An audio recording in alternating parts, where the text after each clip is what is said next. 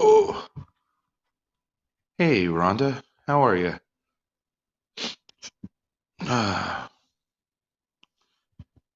oh, I am live. It is end of the day. Almost, anyway. I'm going to bed early tonight. I'm fried. It's going to be a long week. Feels like it's been a long week. Feels like it's been a week just today. Um,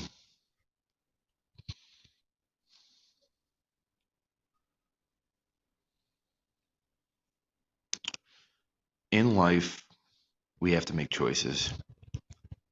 Every choice has a consequence. Every choice has a realization. Every choice brings us to a lot of times impossible decisions.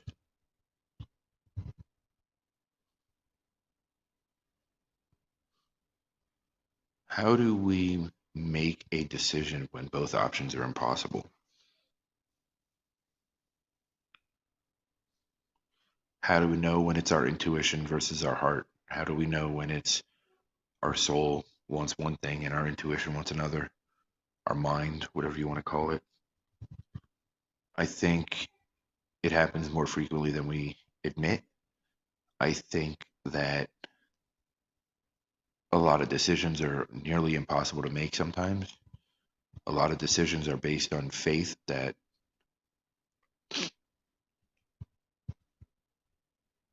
doesn't come natural.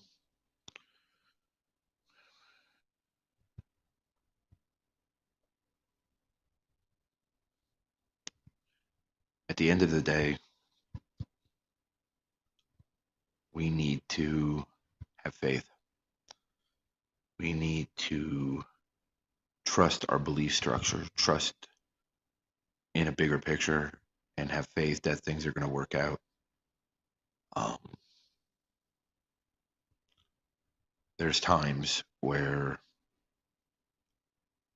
faith is hard to believe in, faith is hard to have, and when we're at those moments,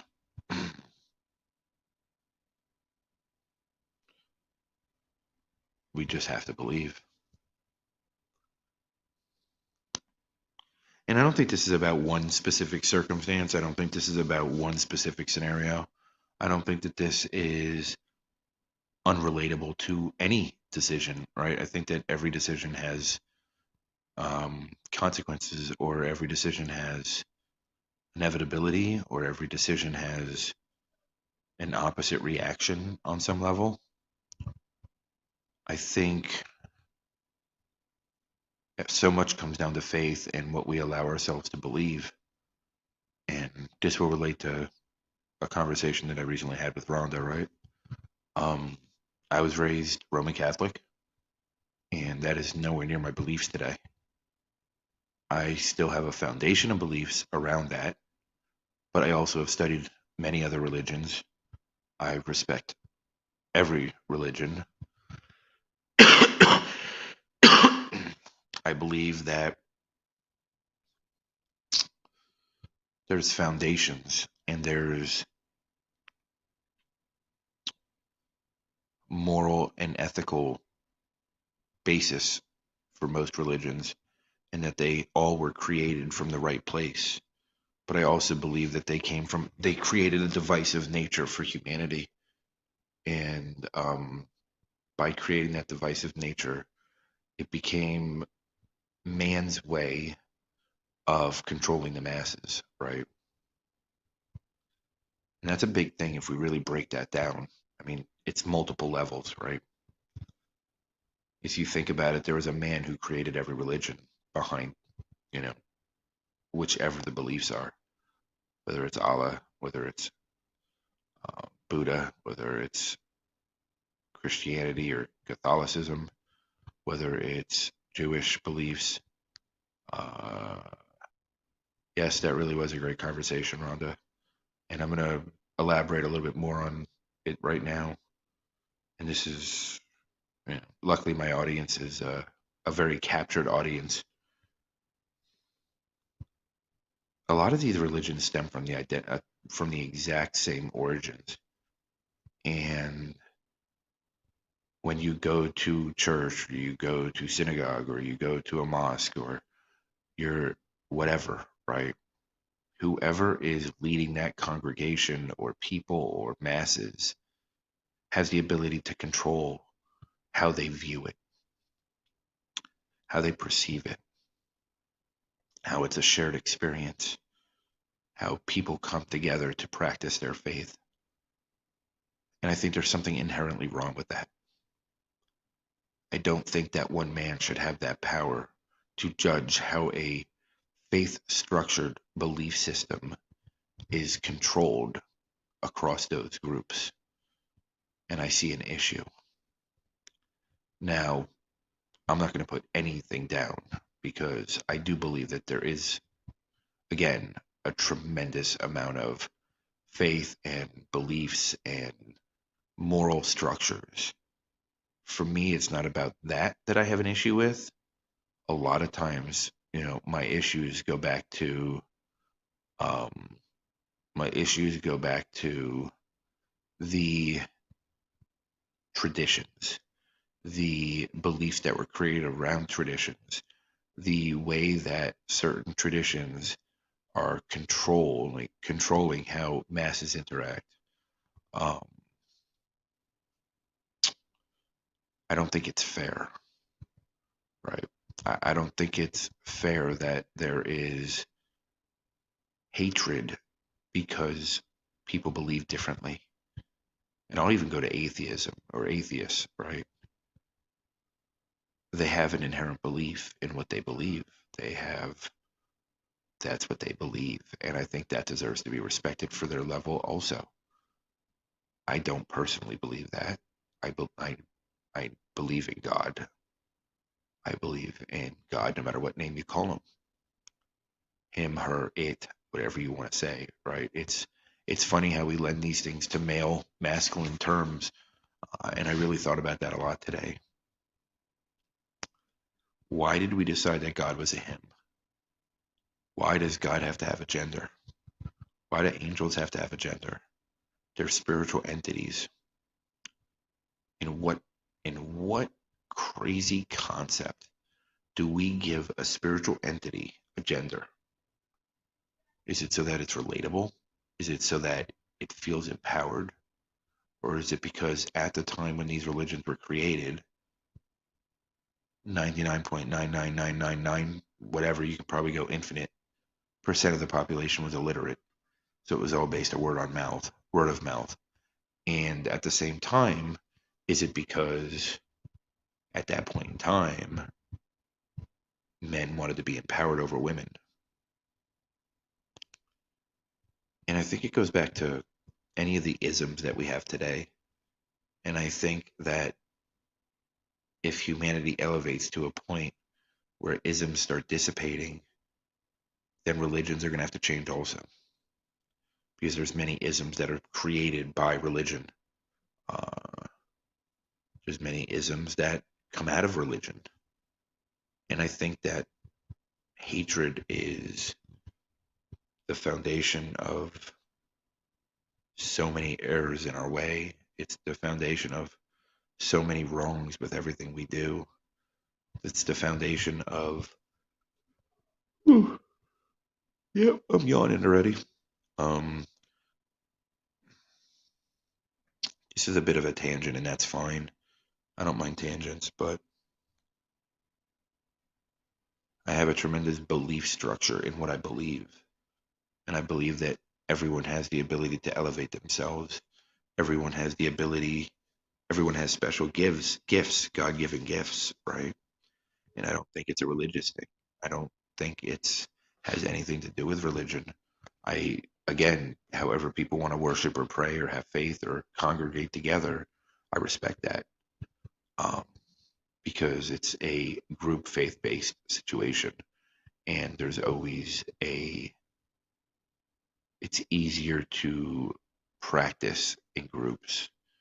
It's much more difficult to be a loner and practice individually, and be spiritual and look at it as an even playing field. But I do see shifts coming. I do see things changing. I do see an enlightenment happening. I do see people waking up on a daily basis. Um, there's many people that are looking for that development spiritually, or they're looking for personal development, which leads them to spiritual development, or they're looking for spiritual development, which leads them to personal development, mental, emotional, physical, spiritual. I think it's all tied in, and that's why I'm doing them all at once, right? Because for me, if I would have left any one of those, it would be an easy cop out to go back, and I'm not going back. I'm never going backwards again.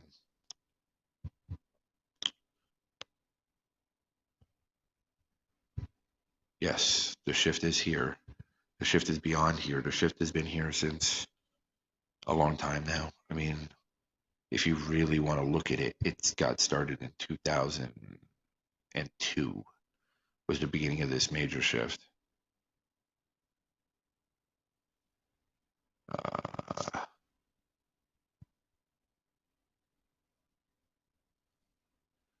I think that it's crazy.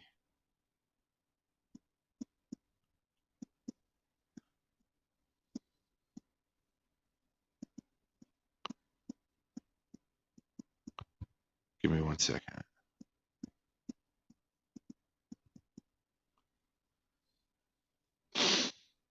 Um,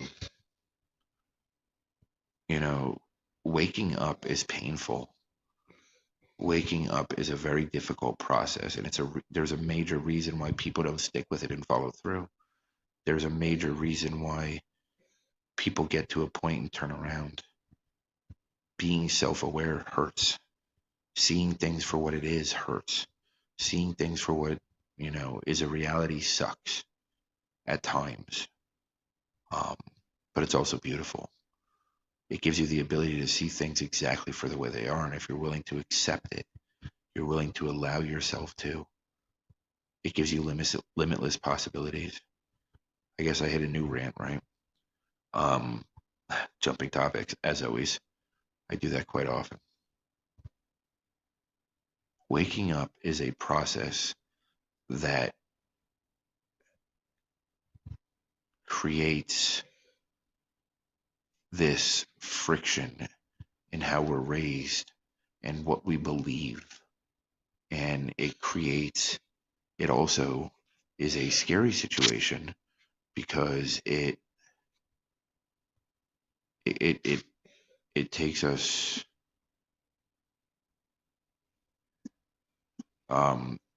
sorry if I froze for a minute. It's a scary situation to wake up because when we wake up, we're forced to make choices. We're forced to contradict how we're raised, what system we fell into. These are beliefs that we're raised with that are ingrained into us. And it makes us question everything that we were raised with, everything that we were taught. And it's a very difficult part, right? For some people, it's easier than others, right? Like for me, it was easy because it never made sense to me. I didn't understand how God was this vengeful God, how God would strike us down if we made mistakes. I mean, if that was the case, the population would be less than 1% of what it is.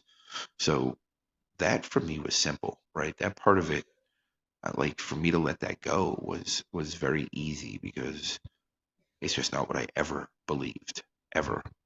It was not something that I was able to grasp onto or accept. Um, it's again, Rhonda. I don't think it's deception, and I'll extend this a little bit, right? It's not about deception, and it's not about the current leaders of these situations deceiving. I believe that it was done for the right reasons, and then over time it got misconstrued and it got carried forward. And as we discussed, I mean, how many versions of the Bible are there, right? And it's like, I mean, how many different Christianities and Catholicisms are there? So if if one religion can get broken down so many ways, then where's the true path? At some point, you need to look within for these answers. At some point, they all have merit. At some point, they all have deceptions, I guess is a word for it. I don't think it's the best word, but I do think it's a word for it. I think at some point we're forced to question things that don't make sense to us. We're forced to look at things in a different way because it just doesn't make sense anymore. And I'm not opposed to do it. Again, I think that there's a tremendous amount of validity and a tremendous amount of fellowship by being a part of a congregation or belief structure or a group that has similar beliefs, practices, rituals, not rituals, but ritualistic ways. And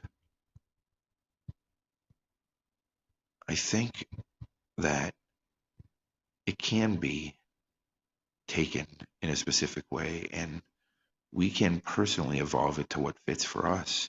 And I don't see anything wrong with that.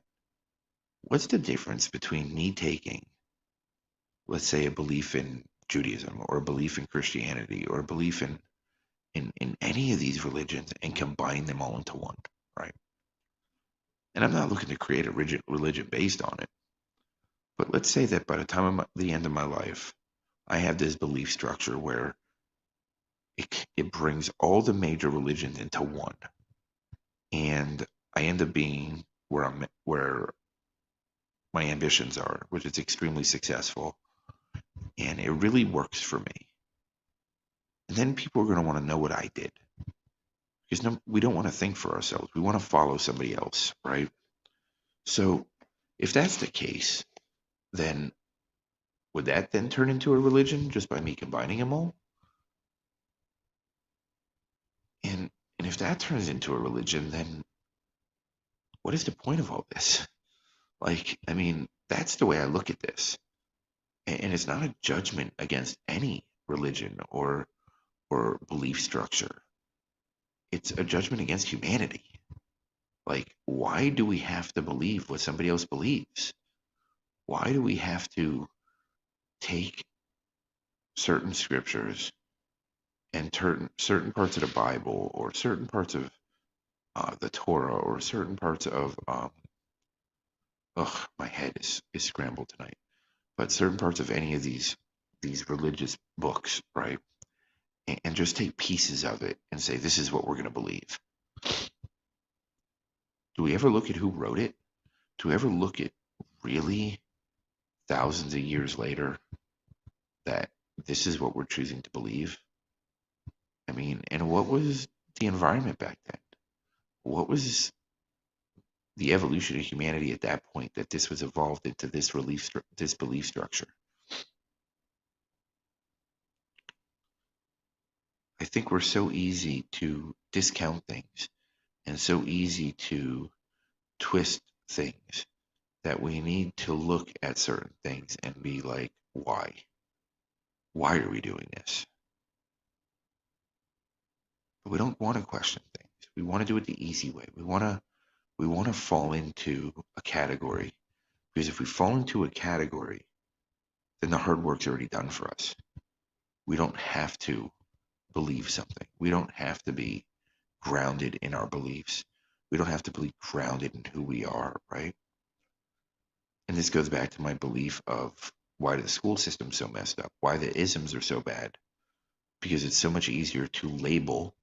It's so much easier to say this type of people are this way because their skin's a different color. I mean, like, how stupid are we? I mean, are we really that dumb as a human race? Like, I mean, I just don't get it.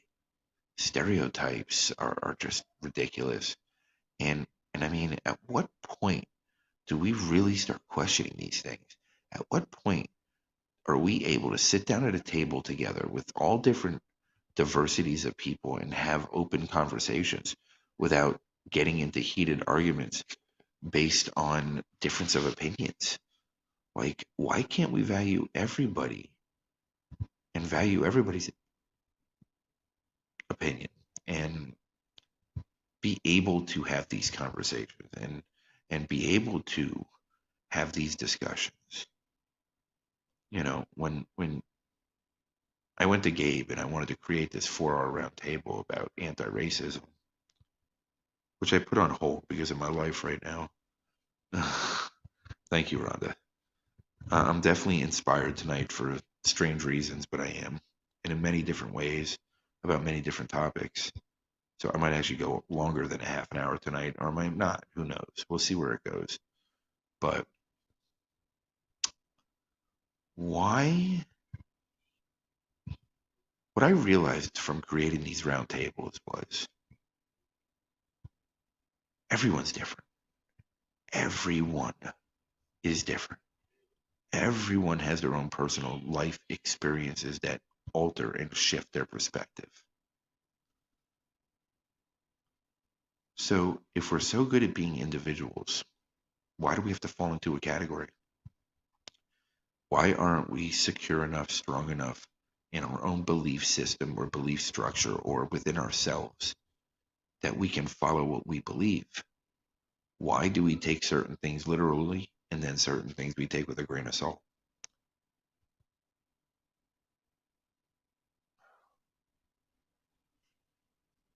How do we know that when things are written and documented, that they had the same meanings and undertones that they have now? And do we consider that when we evaluate things? Do we consider those things? There's so much that I could talk about with related topics to this. And there's so many things that could answer questions and bring new questions and continue this conversation.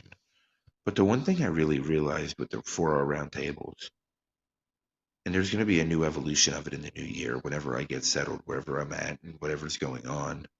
It's just right now I can't focus on it. My mind's not in it. So, and my passion and heart aren't in it because I realized that I wasn't serving the purpose that I wanted to serve with it.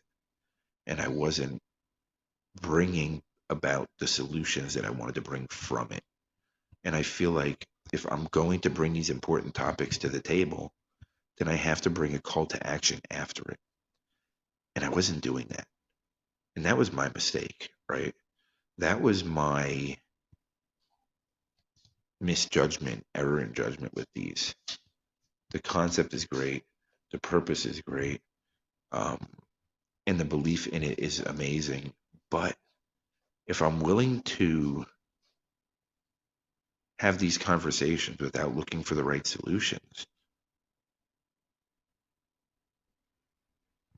there's nothing new under the sun. Um, but I think there is something new. And I think every day there's something new, Rhonda. I think there's nothing new under the sun is a cop out. And I don't mean that in a rude way, but it's easy to say this is how we do. This is how we've always done things. This is what we've always believed. This is what we've always thought. This is what my parents thought. This is what, and this is how isms get created, right? It's wrong, right? Same sex marriage is wrong. It's morally wrong. Well, if that's the case, then why did the Pope come out and say that it's it's not?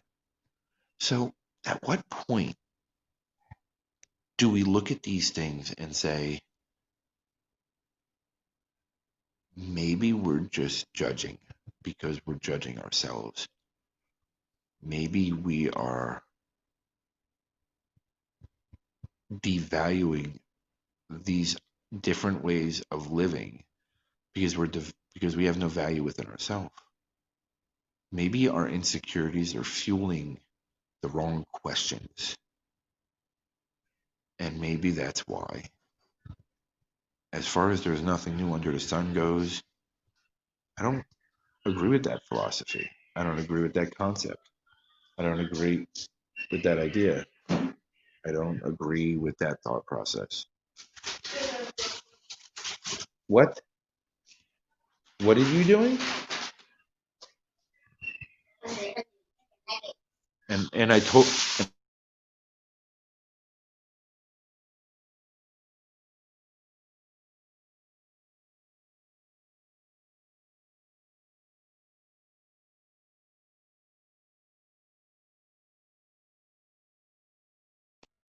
Sorry, my son decided that now's a good time to eat dinner too.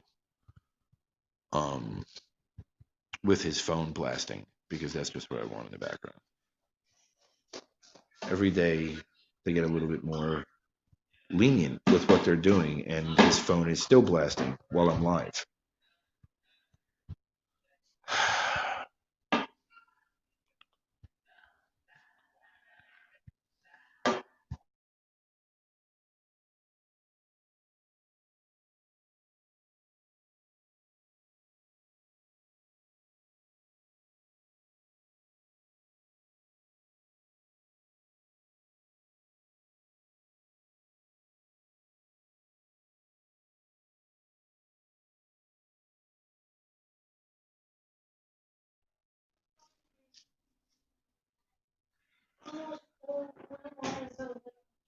It makes no sense that they're out here doing this right now. It's, I guess it's boredom. It's being trapped in the house. It's comfort food because of the stress that's going on with current circumstances and what's going to come out of this week. Um, it is what it is.